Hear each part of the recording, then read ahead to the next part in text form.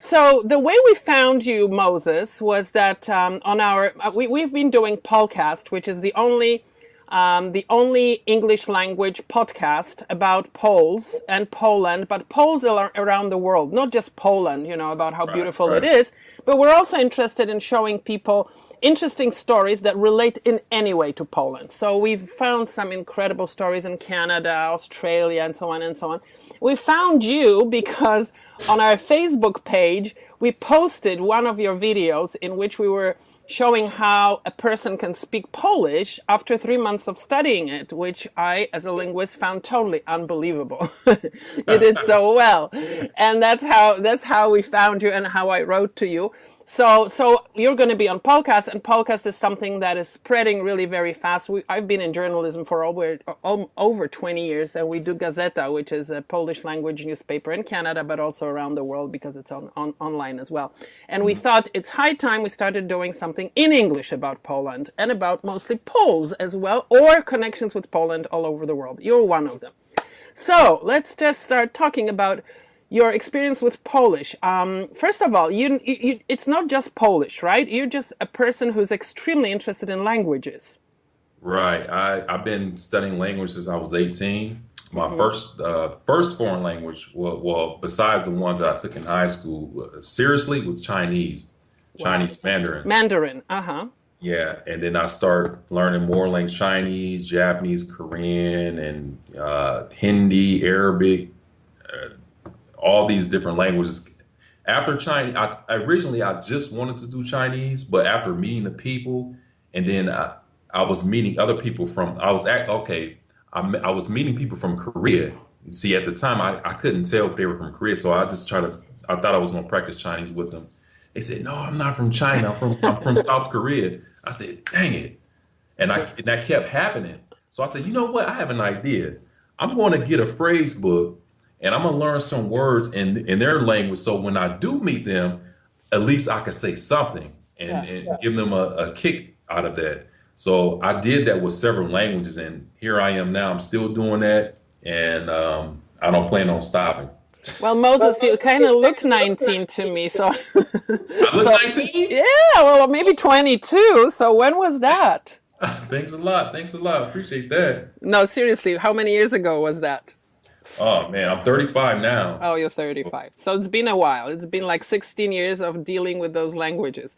Now, Yes. how many are there? How many have you studied or learned? Or Well, it's kind of hard to say. It's about probably about 50 languages that I've actually, yeah, it's about 50 languages that I actually either dabble with, study a little bit of, of course, not fluent in all those languages, but it's about 50. It might be more than 50. I just lost track after a wow. while because I had But this interest. but do you get to the point when you say, okay, enough? Or because I mean, learning a language is a lifelong thing, right? I Oh, mean, you never really say I've learned it, right? It's like anything right, else, but right. especially language. So how far do you go with those languages? It depends. It depends because when you learn a language, this goes for anyone. When you learn a language, you have to have some sort of goal and reason. Most people that learn languages, they have a reason. They either move into the country or they're working. So they say, okay, I have to get this. If I'm going to learn this language, I have to get this to a really, really high level, native fluency, whatever, so I can function properly in the environment where this language is spoken. See, for me, I'm in the US Yeah. and I don't have any intentions on going to these countries to live, work, and whatnot. So I have to set goals. So I have to set a certain goal. So when I reach that goal, I can then do another language. So So for what's your example, goal? my initial goal was to reach at least intermediate. Now, when you reach, that's like I was out on a European scale. I think it's like a high B1 or low B2, somewhere between there. Hmm. So at the time, I felt that once I reached that level, I'm able to at least converse because you can converse with someone on that level. Hmm. So I was content with that, Hmm. And then I said, well, if plans change, like if I get an opportunity, someone offer me a job and say, oh, do you want to, you can go to China or somewhere or whichever country and work here for a certain period of time, then see if that were to happen, then I will change my goal. I will say, okay, now I want to get higher than that because I'm going to be in the environment and using that language every day. Because especially working, because you have to be on a higher level. Yeah. Intermediate is not adequate. It's not an adequate level. But have you gone over or above this intermediate level in I would any say language? I would say because Chinese, I've been doing it for so long, so naturally, practicing a lot with the people. I would say I'm like advanced. I'm like a solid. I think I would say high B2, like in the Mandarin Chinese. That's where I am right now. Then my Japanese, I would say solid, probably low B2. Then Korean, you have, I'll say maybe like high B1. So I'm not in any C's in any of my languages. I haven't taken it that far. Chinese is close. I can get Mandarin. If I spend a little bit more time on Chinese, I can get it to like a C1 or whatever. But I haven't really taken it that seriously because, like I said, I'm not in a position to really use that language on that level. Okay. Now, hold on a second. So let's just talk about how, so it's at any one point in time, you study a number of languages, right? It's not that you take one, you master to the level where it's satisfactory and you go on to the next. You must be doing things simultaneously, yes? Well, my methods have changed over the years. Before, when I started, I started Chinese when I was 18. From 18, I would say from 18 up until the age of maybe 28, I think I would say. During that time, I was all over the place. I didn't have any really solid,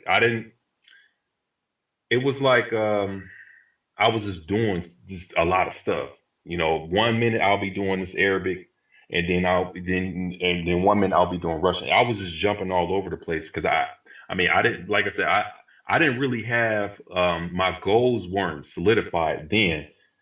Now my goals are totally different, and I'm on tech now. It's very structured now, but back then I was all over the place, so I couldn't say, okay, I'm going to learn this language and get it to this level, and then I'm going to move on. I wasn't doing that. So now you are. Now I am. Now you're in your Polish phase. Now I'm in the Polish phase, and my goal, I have a goal right now I'm actively studying Finnish and Polish. And my goal for those two languages, I want to get B2 level in those two languages. I want to get advanced level in those two languages, So now I know that I have to put the necessary time, because originally I wanted to. Can you hear me? No, there was a break. Yeah, now I can hear you again. Yeah. Okay. So originally, I wanted to just learn Finnish for the year 2016. I was going to spend a whole year learning that language until I get to that level. But for Polish, it was like, okay, I'll do Polish for 3 months. I'll just, get some experience with that, play with the language. But then it changed because when I made my video and all these people were contacting me, it made me feel more motivated to learn more of the language. So I decided to take it more seriously and take it to a higher level. So you didn't have that with Finnish? No Finnish. There was not a Finnish crowd saying, "Oh, Moses, you're a genius." Yeah, actually, I had some really good comments on Finnish. People say, why are you, Finnish is hard. How are you able to learn like that? And that's the hard difference. I got a lot of good comments. People support me and they say, oh, you a genius or something. There's no way you're even speaking. Your pronunciation is really good. And I mean, they were saying all this stuff, but the amount of support, I know there are more Polish people than Finnish people, but I didn't get that much. Okay, we're going to go into Polish, but I still want to ask you. So now, having studied like 50 languages. Okay, what have you learned about learning languages? What have I learned about learning languages? Because you said your methods have changed, right? You were all over the place, not probably only just in studying a few at the same time, but you must have learned something about that, something that can be useful to other people about how to learn a language. Well, the first thing that people need to realize is it takes time, a lot of time to learn a language. You can learn a lot in a short period. Like for me, for example, what I've learned over the years, what I've learned was like when you do a language, especially if you don't have experience learning a language, you have to be really patient.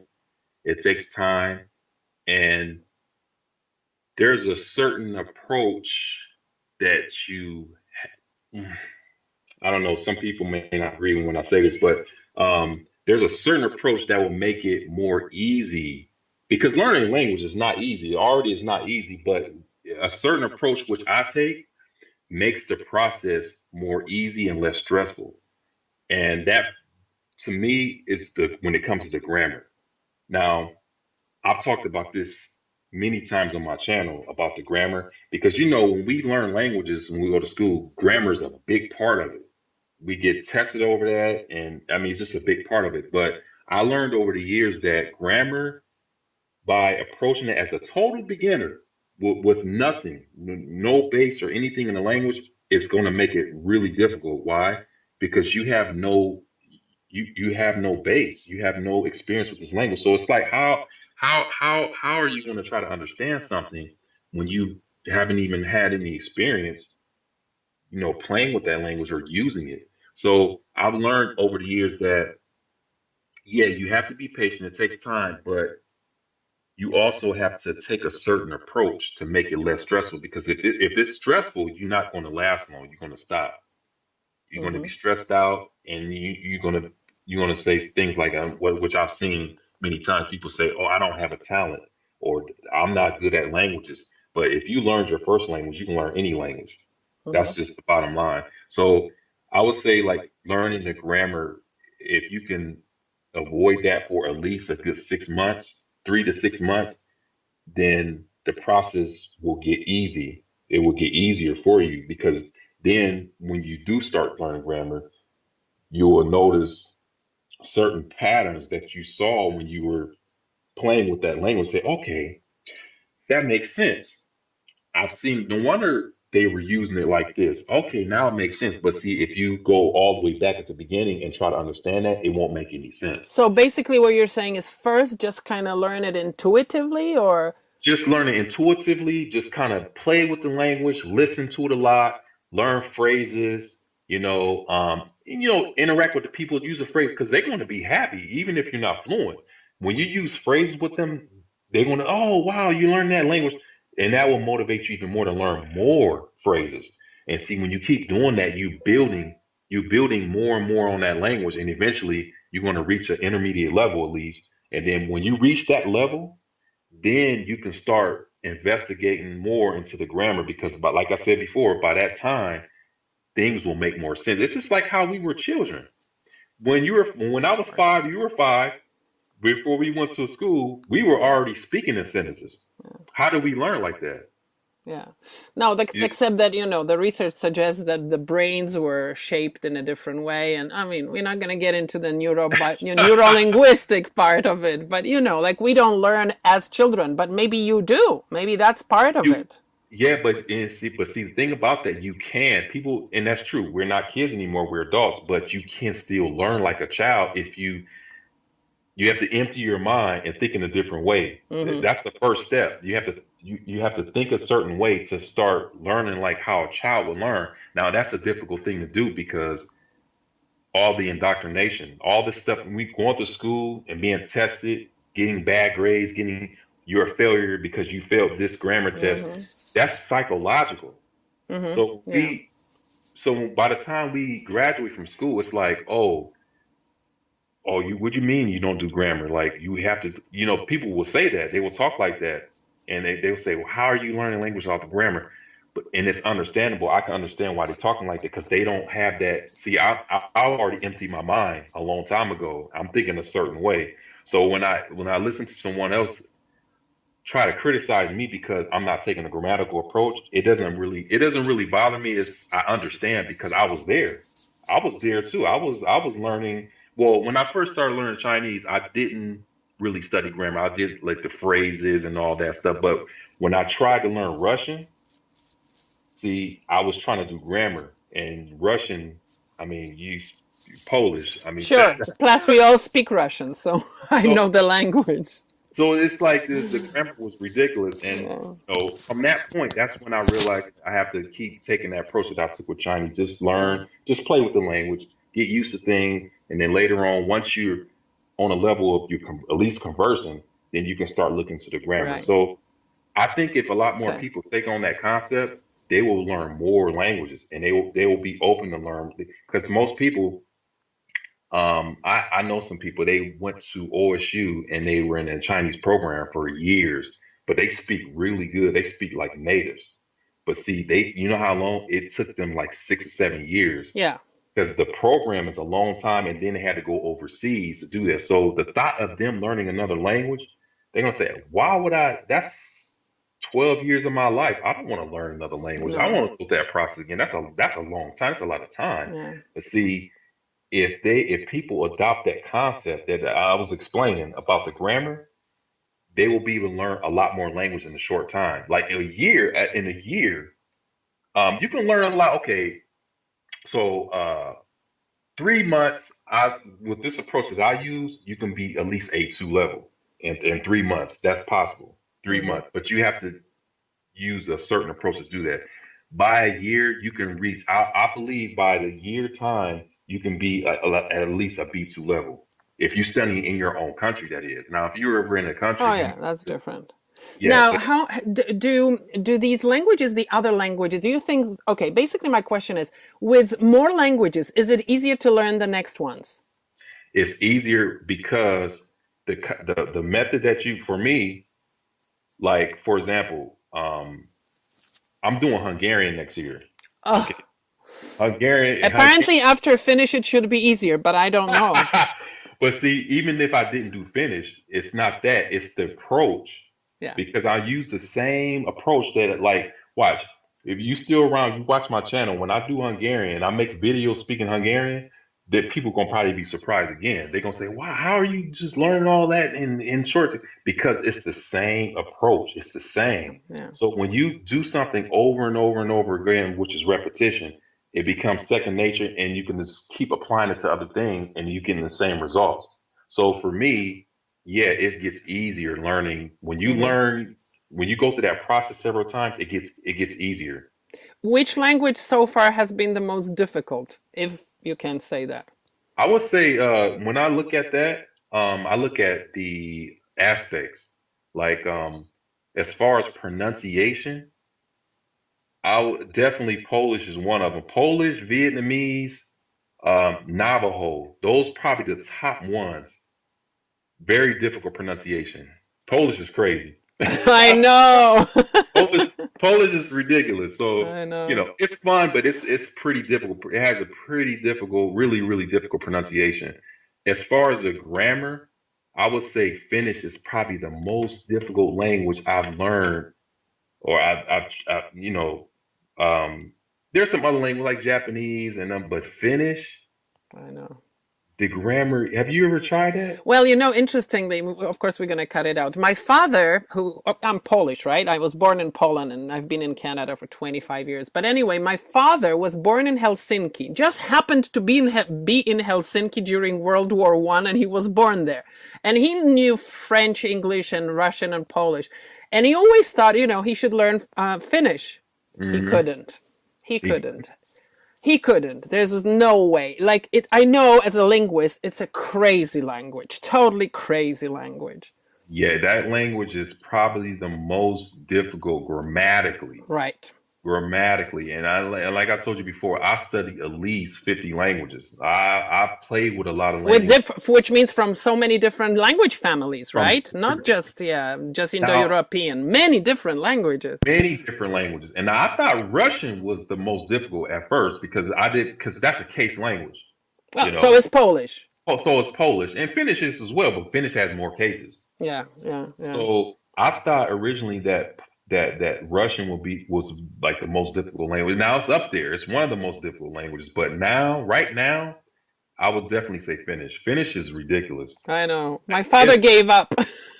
Yeah, it's that language is crazy because it's not the pronunciation, it's Yeah, the the grammar. grammar. Like they have so many ways of saying like the changes is crazy. Like you it's like okay, I just learned how to say this now. Oh, now you got to say it like this. Nah, you can't say that now. Now you got to say like. But luckily I'm motivated and I have a good approach to learning. Otherwise, I would have probably given up. So I mean, Finnish is the most difficult. And which one was the easiest for you? the easiest pronunciation wise, what's the easiest language? I would say Indonesian. How? Yeah, Indonesian is pretty easy. That's the Asian language, but it's pretty easy. Mm-hmm. Mm-hmm. That's Yeah. that's pronunciation wise. Yeah, you talk about different aspects, right? Well, Now, grammar. grammatically, yeah, grammatically, yeah, it's uh, which even Chinese, I would say goes. Dang, I don't even know what is the easiest language grammatically because Chinese is not difficult grammatically. That's Mm-hmm. like English. Thai, Vietnamese, those languages, the English, the grammar is very similar to English. Maybe Esperanto. I don't know. You know, Maybe we did actually a very interesting segment on Esperanto. Did you know that the guy who came up with Esperanto, Zamenhof, was Polish?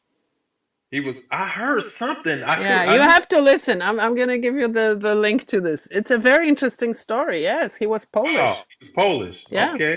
Polish Jew, but Polish. Yes, in Poland. Oh my God! I mean, I could talk to you for hours, but I can't keep you. You're a And linguist. You're a linguist. So I mean, it's just so fascinating. I wish I could borrow you for a week and just talk to you all the time because it's so interesting. It's just you wouldn't believe how amazing you are. It's incredible. Okay, so let's go. Let's talk about how much time you spend on this. Like you have a normal life, right? Do you? yeah. Of course, of course. Well, right now my regimen is I'm doing Finnish and Polish full time. I have immersion days and I break them up. Like yesterday was Polish immersion day, today is Finnish, and then tomorrow will be Polish. I have more days for Polish than Finnish. I do that. I break those days up. That's for the whole day. And when I say immersion, I'm talking about playing radio. I can be washing the dishes or take a shower, but I always have things playing, you know. Um, Even when I'm with my daughters, I have my earphones on. I'll have something playing, you know. Mm-hmm. Um, then I have books I read, and I like to watch some cartoons on YouTube.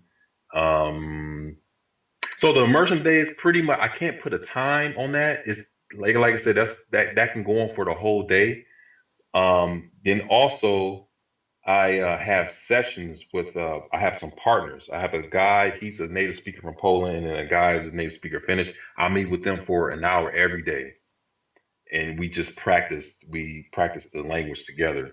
So that Wednesday, Friday. That's about 4 hours a week for that. Just that meeting with them. Mm-hmm. Um, it's really hard to put a number on of hours, but I would say if someone asked me what's the recommended hours of learning, I would say if you can do at least 3 hours, it doesn't have to be consecutive, a consecutive 3 hours. You can break it up. You can be 1 hour in the morning, a half an hour, however you want to do it. But if you can do at least 3 hours a day, I think that will be sufficient. That's really good. Mm-hmm. You know, if you But got with everything, listening, all the skills, right? Listening and every speaking and reading. reading, speaking, all that stuff you can do within like for 3 hours in a day. Now, if you got more time, I would recommend doing more time because Mm-hmm. obviously the more time you put on the language, Mm-hmm. the faster you're going to get results. So, Mm-hmm. but I would say, 3 hours. I always tell people, they ask me, well, how many hours if I want to learn a language tomorrow, how many hours should I put? I'll say 3 hours, non-consecutive though. Mm-hmm. If you can do a consecutive 3 hours, do that, but just I would recommend breaking it up because you need to take some breaks, you Right. know. Now let's talk about your learning Polish. Like, I don't know, you have this t-shirt on the thing hanging behind you. So that Yeah. means it's just not just, it's not just mechanical language learning. You do more. You learn about the culture, you learn about people. Yeah, I am. I mean, I am taking this far. I'm really motivated for learning pro. I want to learn everything that I want to learn as much as I can about Poland and the Polish people, you know. So yeah, I don't know when well, I told you that I want to get to at least I'm going to get to an advanced level in the language when I stop, In whenever that's Polish. in Polish, yeah. Okay, what So do you think about Polish? Like compared to all these languages? We talked about the fact that it's very difficult, yes? Is that how you think? yeah, it's Polish is very Hold difficult. on a second, I'm just gonna get rid of this phone. Okay, so say it again. So yeah, Polish is very difficult. Why? Because they have the cases, the pronunciation is ridiculous. I mean, overall, it's a difficult language, but at the same time, it's very interesting. It's how you have like when you look at certain words. What is a good example? Like PRZ is psh. You have three consonants, so it's like, how did you guys? We have a lot more. We can have, I think we can have something like 4 or 5. We talked about it in our podcast about how many consonants you can have next to each other. Whatever, it's crazy. I know. Yeah, it's a very difficult language, but at the same time, it's interesting, and I'm very happy that I chose this language because really years ago I had no idea I would be learning a language like Polish. But you learned Russian, so why not I Polish? mean, yeah, Russian was there, but I didn't think Shit. Polish. Hold I on a didn't. second, hold on a second. Okay. Zadzwonię za chwilę, bo mam wywiad, przepraszam. No, papa. Which I'm sure you understood. No, Papa. Yeah. Papa. So it's compared to other languages, it's definitely unique, a very unique language. You know, pronunciation, grammar. I mean, I love the language. I don't have anything negative to say about the language. I really like Polish language. Well, you know, do you know about diminutives in Polish? Um, I really would like to have you listen to this 5-minute or 10-minute or 3-minute, whatever. It's very short about diminutives because Polish, because it has cases, it can create an unlimited number of diminutives. So if you have, for example, a word kot, right? You can have kotek, kociaczek, kociątko, kociulaczek, koteczek, unlimited, which is, it's a beautiful language for, we always said it's a beautiful language to talk to your lover. It's also a beautiful language to talk to your child because you can, like with anything, and it doesn't have to be animate. So you can talk about długopis, długopisek, długopisuś. Like, you know, it's very, very productive. It's beautiful. That's very special about Polish. Word, I heard that dwa was like that too. Dwa, that number dwa. Dwa. It's crazy. It's that they say that dwa is the most crazy. That's more crazy than the other numbers. Dwa, dwoje, dwie. Well, yeah, but that's a grammatical thing. Whereas in with diminutives, what it is that you can make these terms of endearment. You know, so it's like chłopak, chłopiec, chłopaczek, chłopuleczek, chłopeniek.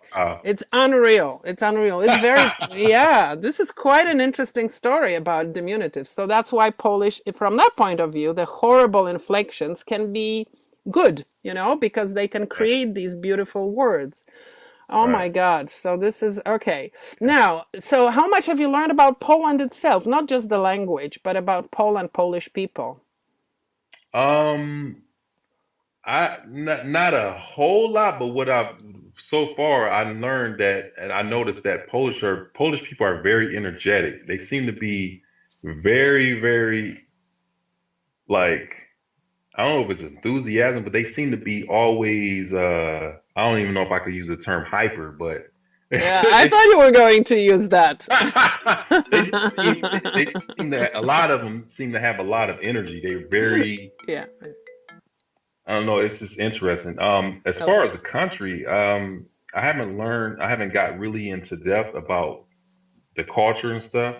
I learned some, well, food, the pączki. Now, I didn't know that was Polish. Pączki?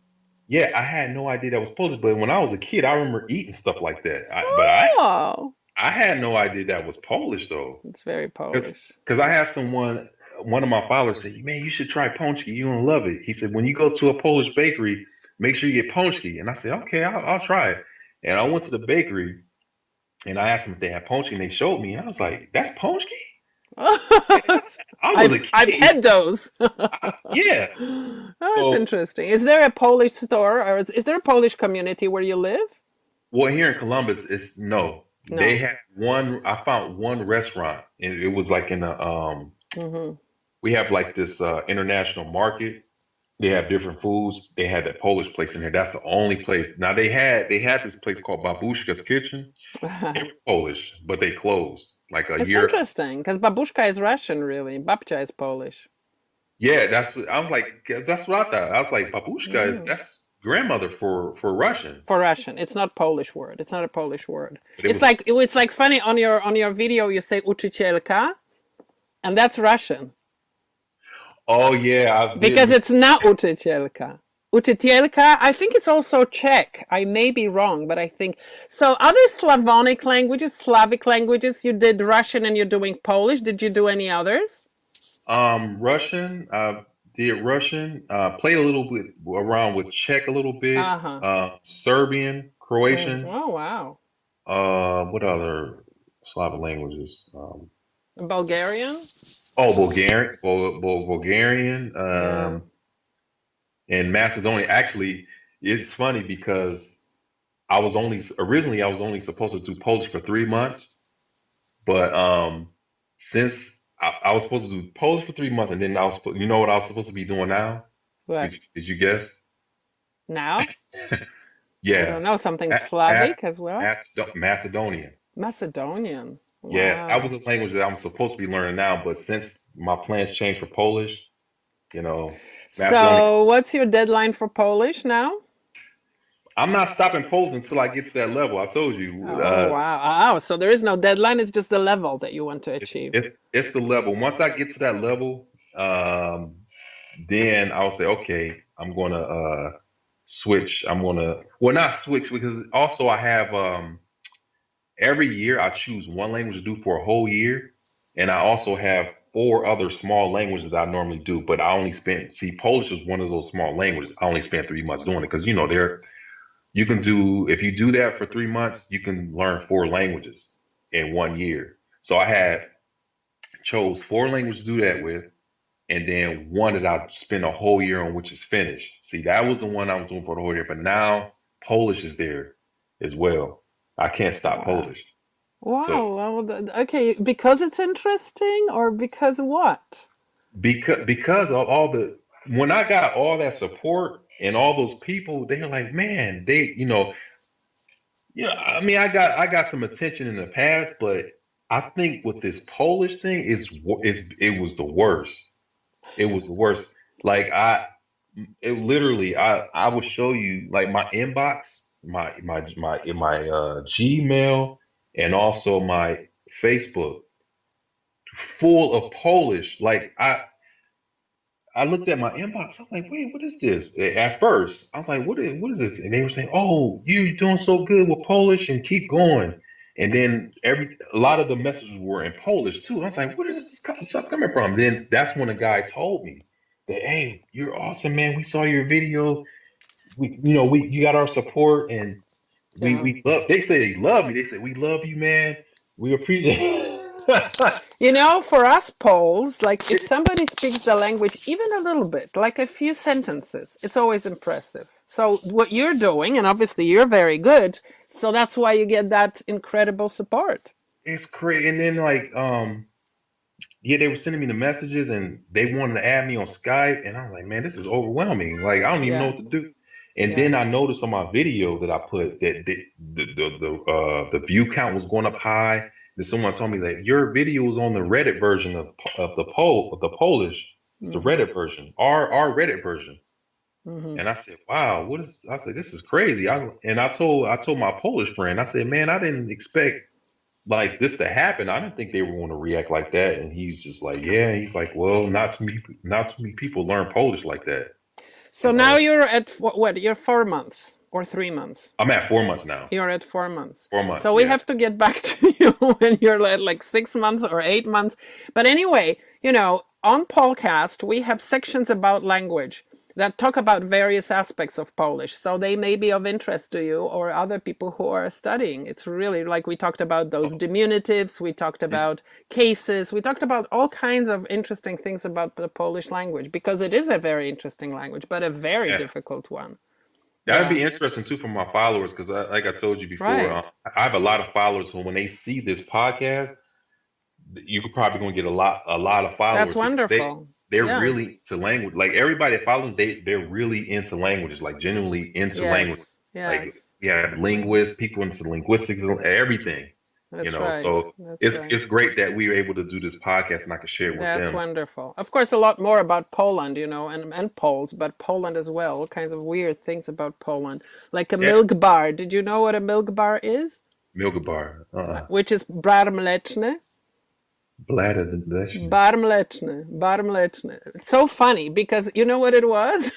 Very quickly. You can listen to it. Is it? But it was a very inexpensive diner in Poland during communist times. You know, people would go for like homemade almost food, you know, pierogi and then soups, and it was very inexpensive.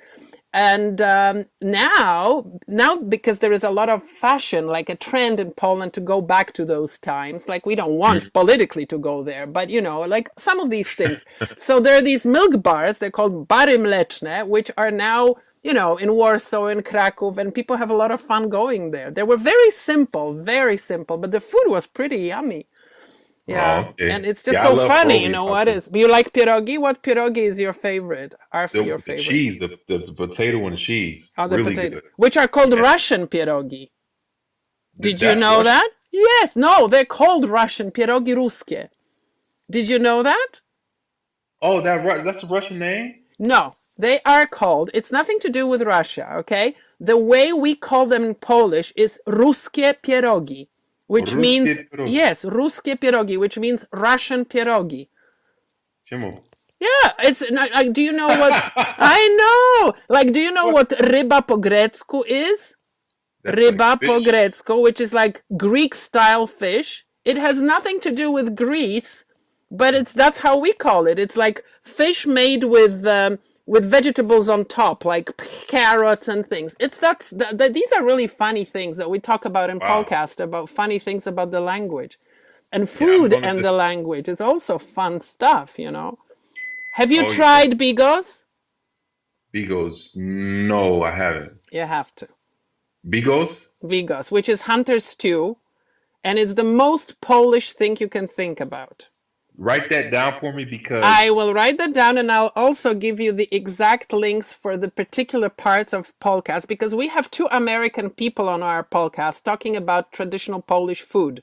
One is the woman is American, the guy is Polish. They've been they're born in the States, and they've published two very interesting traditional heritage Polish cookbooks. So wow. we have them on POLcast every 2 weeks. They talk about cooking and about funny Polish things, you know, typical Polish things. So, you know, that kind of stuff. Well, listen, Moses, this is incredible. I'm so happy I met you. You're just like, I've never met anybody like you. And it's, no, seriously, it's not only about Polish. I'm very happy to see you with Polska. Yeah, stuff. Yeah. Can you show me these other pieces of clothing? Then I can take a Sure. screenshot of that. Where did I put them? Oh, they're here. And I'm actually going to Michigan tomorrow You are? because I do every week. I do well, my most popular videos on YouTube are called they're level ups, and basically I go to different places where language is spoken, and I walk up to the people and I initiate the conversation with them. I ask where they're from, and they say, "Oh, I'm from it." Then I just practice language with them. You gotta check. I'm telling you, those you probably like. You're a linguist. You'll love those videos. I am going to watch them, all of them now. Beautiful. Love. Yeah. So this is my hat. My That's your shapka, по-русски shapka, Czapka, yeah. shapka. Mm-hmm. Then we have this one. Aw, what's that?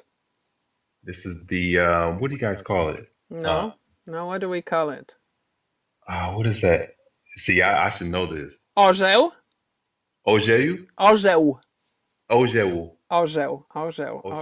Okay, orzeł. Yeah, Orzeł. orzeł is great. Yeah, which is the Polish emblem, right? Like the Polish national. Right, right. Tak, herb, no nie herb, tylko symbol polski. Godło. Oh, that's a good one. Pączki to the people. Pączki to the people. That is very cool. That is so cool. Strudel shop. Yeah, flavor of Europe. Wow, that's so cool. That is really cool. And And then you have one more. Yes, that's your jersey. my jersey. Okay. You know the jersey doesn't really have a good equivalent in Polish? Really? Yeah. Yeah, it doesn't. There's some words that don't. But my final question is actually about what you do on YouTube. Talk about your stuff on YouTube, because you have very, very sort of extensive video tube channel, right? Right. Basically, obviously, is the theme will be about languages, and I do a lot of stuff. It's kind of mixed up. I even have some stuff off the topic of language learning, like video games, but mostly I share my techniques, how I go about learning. I give a lot of advice. I answer a lot of questions.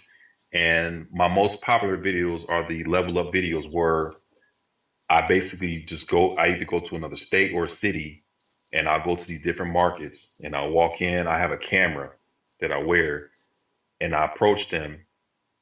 And then I'll talk with them in English at first, but then I'll ask them where are you from, and then when they tell me that, then I'll switch languages, and then they'll say, "Wait, how do you speak that?" They said, "You speak it." So they're really surprised, and those are probably my most popular videos right now. But basically, I do a lot of things. Those videos, I practice. Obviously, the video you saw, I practice speaking the language. That's part of my practice. I have some reading practice videos where I show people, this is what I do. I read, repeat. I record myself doing that and show people that they can do the same thing. What else I'm doing there? I have some interviews with certain people. A lot of stuff. I got over 2,000 videos. Wow. So do you have time for like anything else in your life other than languages? Oh yeah, I have a life. I have 3 kids, and I'm married and stuff. So I have to, Yeah. But languages is a big that is a big part of my life. That's actually how I make a living. Because I'm teaching that as well and I offer services for that. So that's part of my income. And Fantastic. I have a personal life. I'm not just not sitting at home learning languages all day. No. But How about your but kids? How about your kids? Did they take anything from you, or are you trying to encourage them to learn other languages? oh yeah, they're young. I have twin girls and I have a younger daughter. My twin girls are 4 years old, and my Okay. youngest daughter, she's about to be 2. So they're still very young, but they're getting exposure to obviously English and Chinese. Their mom is from Taiwan, so Oh, wonderful. So they the get both. the Chinese So in they will now. be bilingual, you think? Oh yeah, they will be bilingual. Right now, it's really amazing to witness this. Like right now, when they speak, they switch. Like when I take them back to my hometown to visit, Mm-hmm. my family and stuff, they'll speak English, but sometimes they will be talking to their cousins. They'll say, "Oh," like for example, I remember like a couple weeks ago, I took them up there. One of my daughters was saying to my niece, "So you guys are going?" She was saying it in Chinese. She said, "You guys are going home now?" She said, you're gonna go." She was saying it in Chinese, and my niece was looking at her like, "What did you do?" So they kind of switch. Like the Of kids, they course. switch. They go back and forth. So it's Yeah. like, okay, now she's speaking Chinese. Now it's Yeah. English. So it's Yeah. back and forth. But Yeah. they're gonna be bilingual though. We did quite an interesting subject. Well, I told you I'm crazy about languages. So we did this thing with a woman who is Polish, and she's actually used to be my student at the University of Warsaw, where I taught linguistics for a long time before I came. Anyway, so she now lives in Colorado. Her husband, of course, is American, and they have 2 daughters who are teenagers now, and they've been fully bilingual. So it's one parent, one language method, which is Yeah, that's the best. That's the best Yes, way to teach. and it's incredible. I did interview them both in English and in Polish, the girls, and it's unreal. Like, 100% they read, they write, they speak, which is amazing, But the father was very patient, and because you have to have the collaboration of the other party. Yeah, you do. Yeah, I agree. Yeah, it's not Yeah. easy without it. Anyway, listen, fantastic. Thank you so much. I really enjoyed it.